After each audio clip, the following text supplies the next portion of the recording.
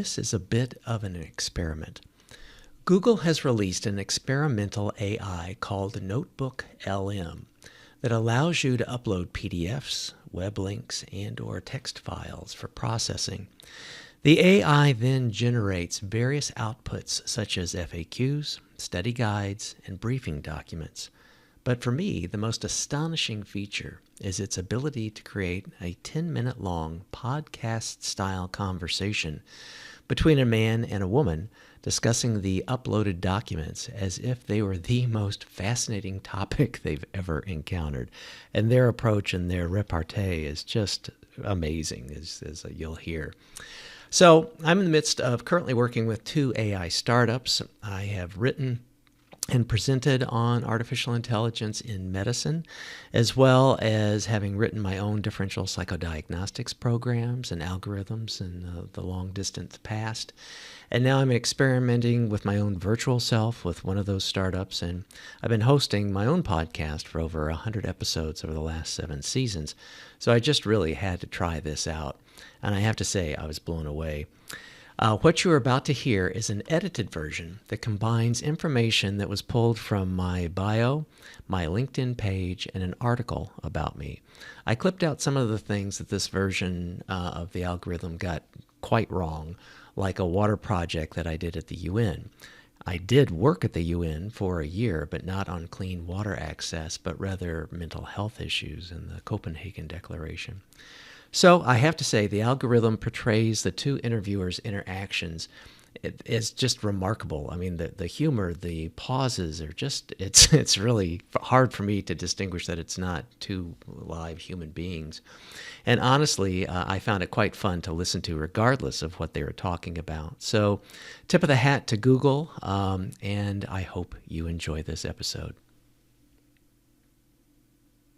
Ever meet someone who seems to do it all? Today's deep dive, well, it's about one of those lives. And trust me, you're going to want to hear this. We're diving into the world of Dr. Chris Stout. Okay, phew. You weren't kidding when you said this one was a deep dive. I know, right? Dr. Chris Stout's LinkedIn profile. Talk about impressive. Impressive is an understatement. I felt like I needed a spreadsheet just to keep track of everything. It's definitely not your average LinkedIn profile, that's for sure. No kidding. I mean, just scrolling through the About section, I was blown away. Right. It's like a laundry list of accomplishments. Business, government, nonprofits. He's even worked with the UN. The UN? Okay, now I'm even more curious. I thought this was just going to be a standard deep dive, but this guy's a rock star. You and me both. This LinkedIn profile is basically a treasure map, and we're just getting started, and the plot thickens. That UN project, that's just one piece of the puzzle. It's true. His experience section reads like a travel journal. Nigeria, the UK, Palo Alto. He's been everywhere. And yet there's always this common thread, right? This passion for using his skills to make a real difference. Totally.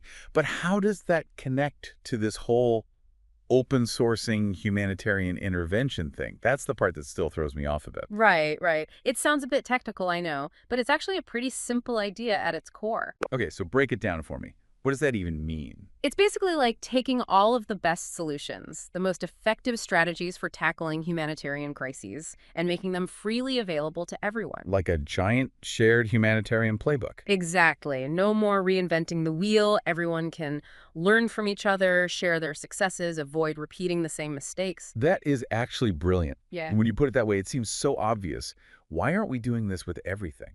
Well, Dr. Stout's one of the pioneers in this field. He's really pushing the boundaries of what's possible. And his book, Humanitarian Field Guide, that's all about this, right? Making this knowledge accessible. Absolutely. And it's not your typical dry textbook either. It's actually structured in a really unique way, inspired by Brian Eno. Wait, Brian Eno.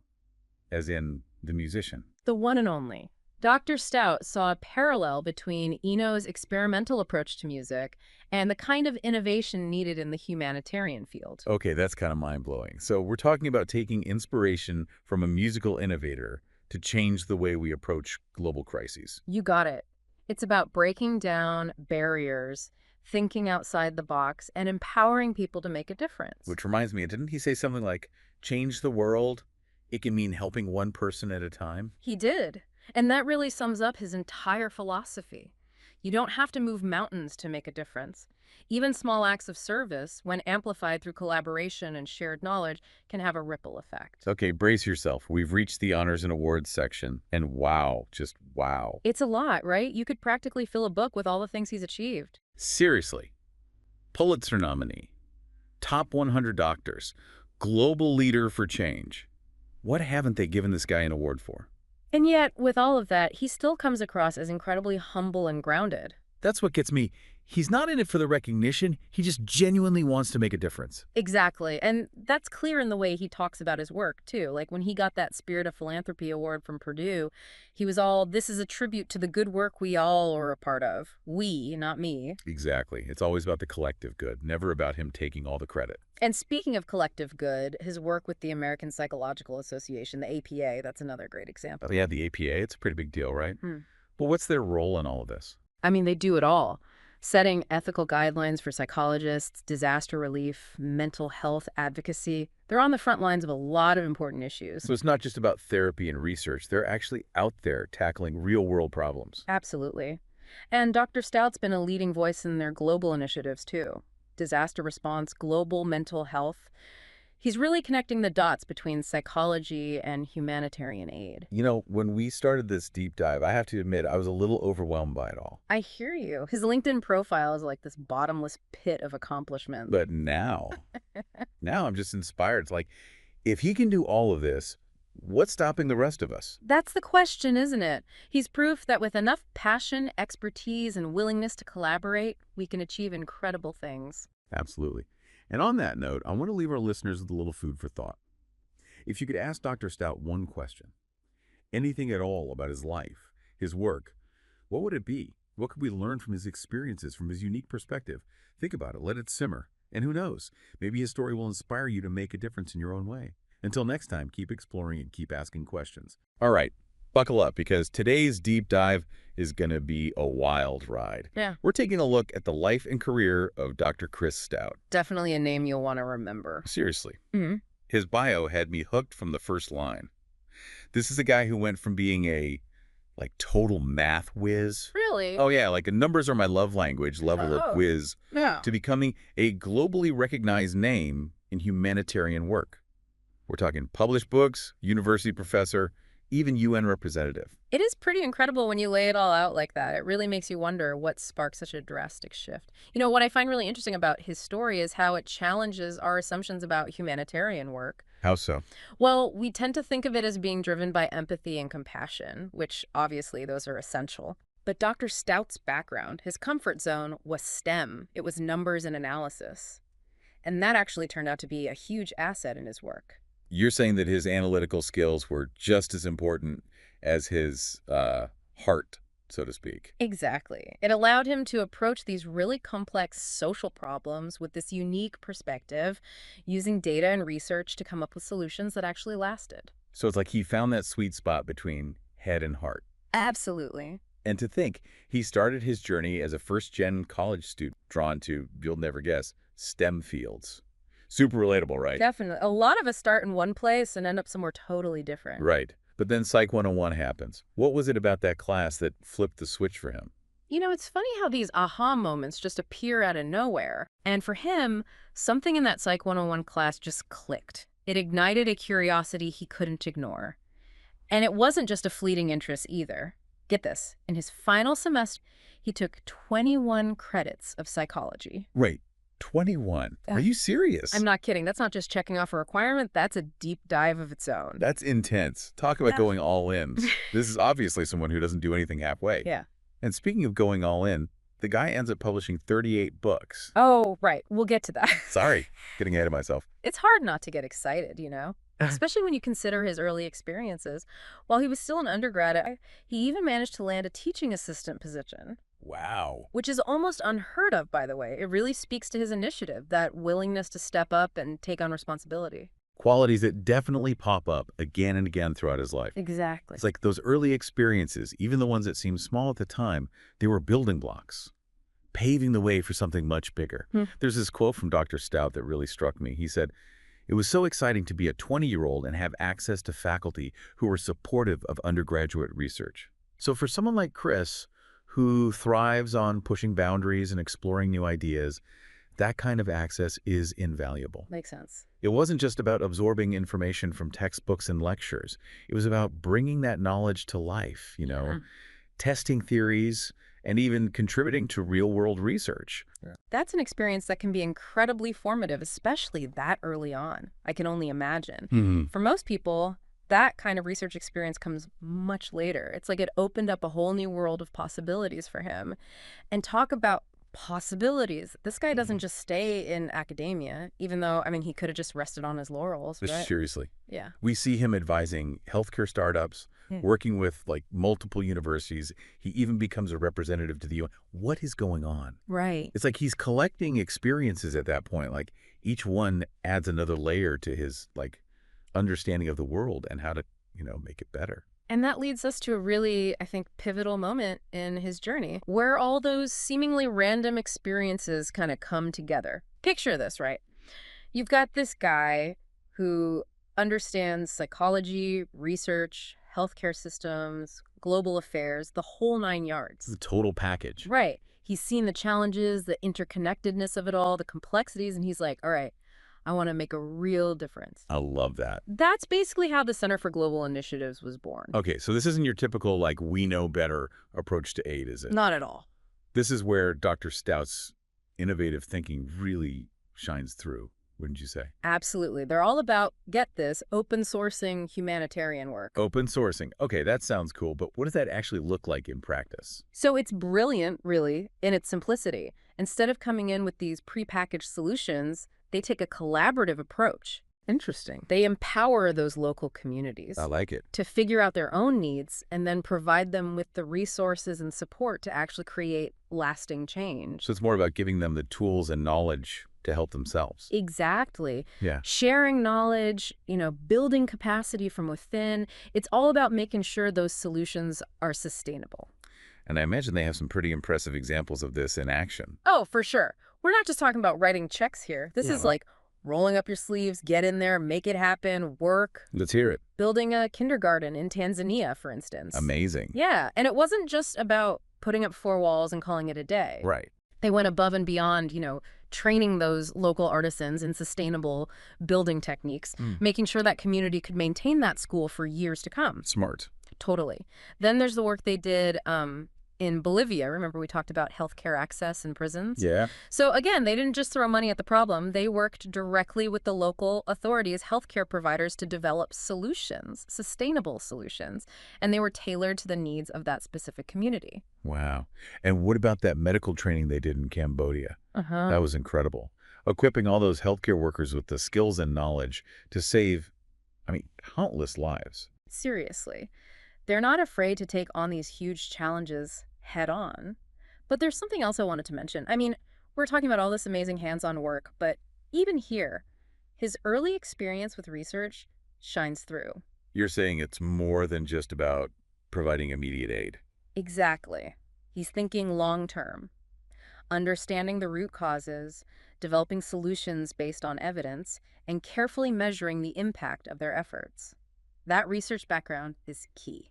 Wow, that's really impressive. Okay, so we've covered a lot, but I have to bring up the whole Chris by the numbers section. Go on. This is where things get fun. Right. This is where we see the real scale of his impact. Yeah, you can really see how dedication translates to results. Exactly. This isn't just passion, it's about effectiveness. Yeah, right?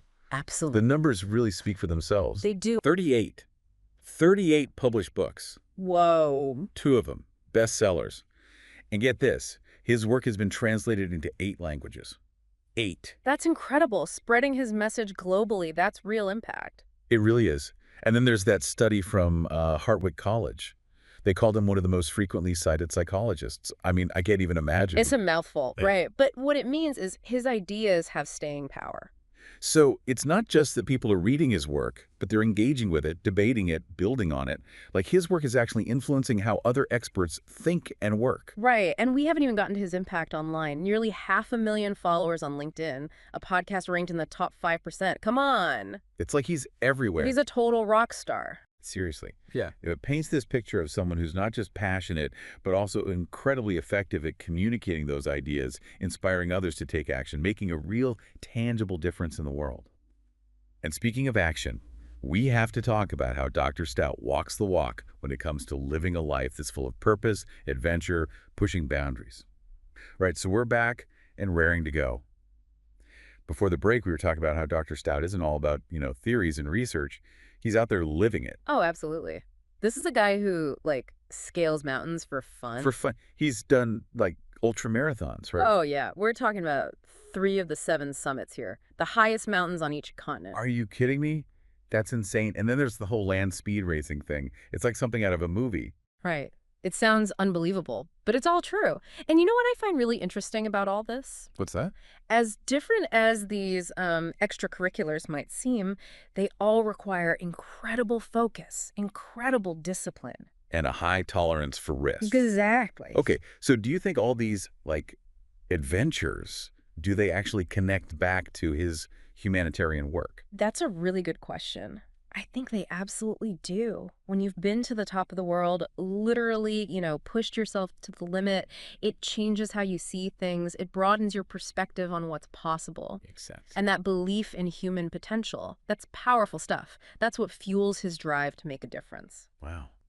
I never thought about it like that. Yeah. So, like, for our listener, for someone who's maybe feeling inspired but also a little overwhelmed by Dr. Stout's story, what would you say? It's easy to look at someone like him and think, well, I could never do that. But I don't think that's the point. So what is the point? I think it's about recognizing that we all have our own passions, however random they may seem, Okay. and that those passions can be a force for good in the world. Dr. Stout's journey, it wasn't a straight line. It was about embracing curiosity, finding mentors, always learning, always growing. We don't have to fit into some, predefined box. That's like that saying, the world needs your unique music. Exactly. And maybe your unique music involves like data analysis one day and mountain climbing the next. Who knows? That's awesome. Yeah. Psychologist, humanitarian, entrepreneur, adventurer. And honestly, even that's not really covering it. We're talking like seriously impactful work, the UN for one. And then there's like rubbing shoulders with Bono at the World Economic Forum. Oh, and also making a real difference at a Tanzanian kindergarten. Yep, you heard right. All basically another Tuesday for Dr. Stout. So get ready, because today we're figuring out what makes this guy tick. And hopefully we'll steal a few moves from his playbook along the way, right? Now, to help us navigate all this, I've got our expert here who's already buried in Dr. Stout's bio and everything he's gotten up to. I'm seeing professor at like major universities, leadership and global health initiatives. There's even patents and work with the FDA in here. So tell me, what ties it all together? What's the driving force behind a career that's all over the place? You're not wrong. That's quite the resume. The really interesting thing about Dr. Stout is it's not about the titles. It's about like actual impact, His whole career, there's this drive to connect different things, especially psychology and global health, to make actual change in the world. And he's not all talk either. He really does it. Okay, I am SO here for that. Let's break this down, though. His bio is basically a highlight reel. I want to make sure we really get into the good stuff. Where do we even start? Well, his career kind of breaks down into 3 parts, like how the bio's structured, actually. His work in academia, his humanitarian stuff, and then what I'd call his ventures, I guess, beyond those more personal roles. Each one's impressive on its own, but seeing how they connect, that's where it gets really interesting. All right, let's do academia first. I'm already seeing professor at not one, but multiple universities. UIC, Northwestern, those are big ones. Fellowships, appointments. This isn't just about racking up fancy titles. Not at all. Think of it like each position is a network, right? Students, other academics, research opportunities. It's about reaching those future psychologists, influencing the field.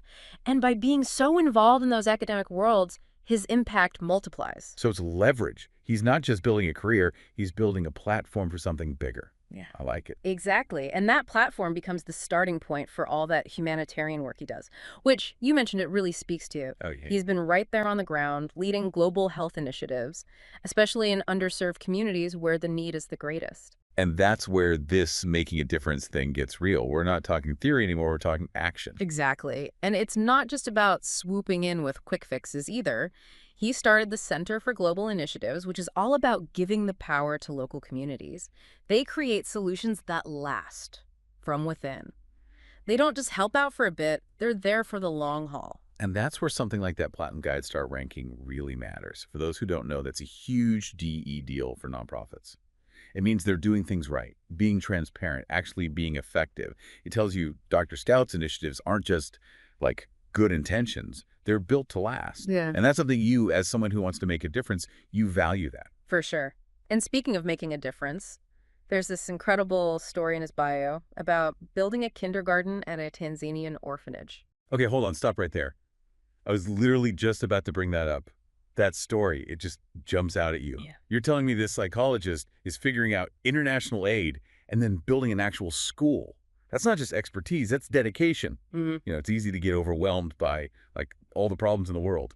But that story, it reminds us that even small, focused actions can make a huge difference. It's really inspiring. It really shows you how committed he is, right? And this brings us to that third part of his career we talked about, the stuff beyond academia and traditional humanitarian work. Right. On top of all that, he's a successful entrepreneur and a tech innovator, too. We're talking VP at a multi-billion-dollar sports medicine company developing national health registries. Don't forget his work with the FDA on something called digital therapeutics. He's even filed patents in that field. I got to be honest, digital therapeutics sounds kind of sci-fi to me. What is that exactly? For those of us who aren't quite that tech savvy. It's a great question, and it really shows how much Dr. Stout embraces new ideas. Digital therapeutics basically use technology, things like apps, wearable devices, even virtual reality to deliver like therapeutic treatments that actually have science backing them up. Okay, that's way cooler than what I was picturing. For example, imagine a game, right? But it's an app, and your doctor prescribes it to you to help manage your anxiety, or to even help improve how your brain works. So he's combining his psychology expertise with technology to create new solutions. Exactly.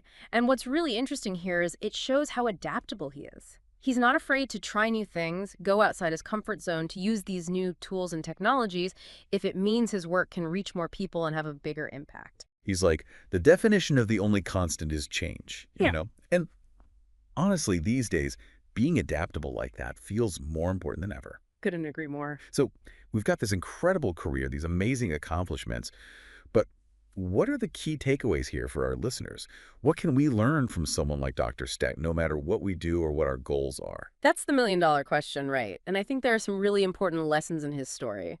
First, and we've kind of been talking about this all along, is the power of, I'd call it, impact through integration. I love that. Impact through integration. Tell me more. Dr. Stout's career, it's not a straight line. It's more like a web.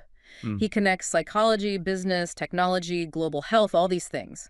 And it's in those unexpected combinations where his unique skills create something really amazing. It reminds us that what we're good at isn't limited to one job title or one field. It's about finding those surprising connections that make our work even more meaningful. It's like that Avengers Assemble moment, but for making a real difference. Instead of superpowers, it's all our different skills and experiences coming together. Which actually reminds me of another big takeaway from his story, how important it is to collaborate. Absolutely. And not just with people who see things the same way we do.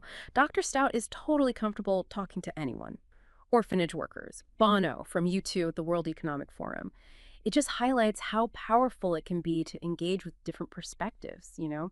Building relationships across those usual divides, it helps us understand things better and find more complete solutions. Solutions that actually work. You're right. It's about building bridges, not walls, especially when we're dealing with complicated problems. It's about recognizing that we all have a role to play in making things better. Exactly. And that brings us to another really important point. Taking action, actually doing things, not just talking about them. Dr. Stout doesn't just have knowledge, he uses it to create real change. Remember that inspiring story about the Tanzanian kindergarten? It's like that. He saw a problem and actually did something to fix it. You know what? That story has really stuck with me. I think it's because it reminds us that making a difference doesn't have to be this big, huge thing. Sometimes it's about looking around us, seeing what needs to be done right here, right now, and then just taking that first step, no matter how small. It really makes you think, small steps, big impact. But it's also important to broaden our horizons, right? See the bigger picture. Yeah. And this actually reminds me of something in Dr. Stout's bio, something about the importance of, experiencing the world. You mean the part about him visiting over 145 World Heritage Sites? Because I was wondering when we were going to get to that. Seriously, 145, that's not just a vacation. That's a whole other life goal right there. Right. And it makes you wonder, for someone like him, someone who's dedicated his life to understanding people and making a difference globally. How does that kind of experience change you, seeing all those different cultures and places firsthand? That's such a good point. Hmm. It's one thing to, like, read about those amazing places Yeah. or see pictures online, but to actually be there, to feel the history, to meet the people who live there, that has to change how you see things in a way you just can't get otherwise. Totally. It's like you could read about the Amazon rainforest, right? But actually standing there, feeling how humid it is, hearing all the sounds, it hits different. You understand things about conservation, about the people who live there, about how connected everything is, in a way you just can't get from a book. Exactly. It's like that quote, "The world is a book, and those who don't travel only read one page." Mm. And I bet for Dr. Stout, those 145 places weren't just boxes to check off.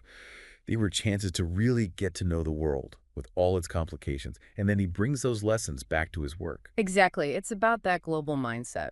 We can't all visit 145 World Heritage Sites, of course, but we can look for opportunities to learn from other cultures, to question what we think we know, and then we can bring those new perspectives back to our own communities, our own work, and make things better right here.